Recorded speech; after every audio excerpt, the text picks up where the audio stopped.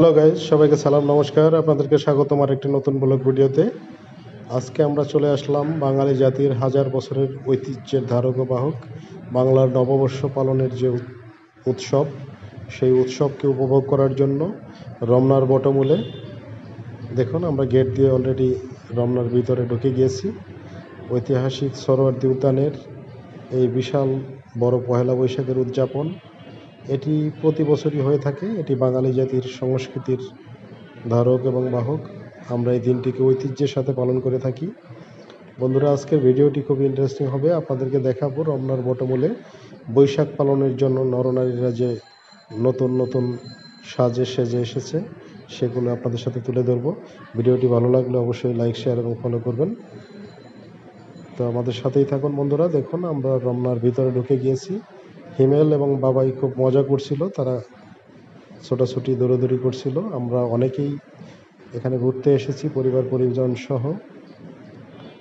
সাথে আছে আমার মা, লিবিয়ার বড় বোন এবং দুলাভাই, বিপুলদা এবং অসীমাদি। সাথে আছে লিমা, মামাতো বোন অপু মণ্ডল।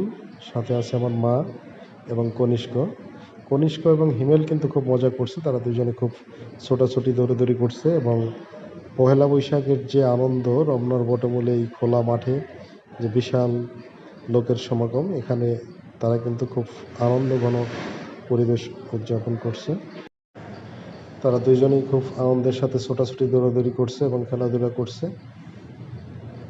দেখুন বন্ধুরা, সবাই কিন্তু পহেলা বৈশাখের যে পোশাক, যে সাজ, অর্থাৎ বাঙালির শাড়ি পাঞ্জাবি, সেটি লাল, সাদা বা কালারি বাহারি রঙের অত্যন্ত চমৎকার সাজে কিন্তু সবাই সেজে এসেছে। অর্থাৎ বর্ষবরণের যেই সাজ, সেই সাজে সেজেই সবাই এখানে উপস্থিত।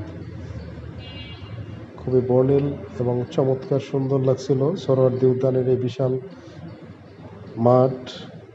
রমনার যে বটমূল, সেই রমনার বটমূলের চতুর্দিকে মানুষের যে ঢল নেমেছে। সকাল থেকে এখানে উৎসবের পর উৎসব। সকালে র্যালি হয়েছে এবং পান্তা ইলিশের যে ব্যবস্থা, এখানে বেশ কিছু ছোট ছোট স্টলও আছে। বিভিন্ন সংস্থা বা বিভিন্ন শিল্পগোষ্ঠী এখানে অনুষ্ঠানের আয়োজন করা হয়েছে এবং রমনার বটমূলে যে বিশাল বড় মঞ্চ করা হয়েছে, সেখানে সকাল থেকেই প্রভাতী সঙ্গীত এবং বিভিন্ন অনুষ্ঠান চলছে এবং বিকালের যে কালচারাল প্রোগ্রাম বা বাঙালির ঐতিহ্যের যে বিভিন্ন প্রোগ্রাম, সেগুলো অনুষ্ঠিত হবে, প্রস্তুতি চলছে এবং ছোট ছোট গানের আসর এখানে ওখানে চলছে।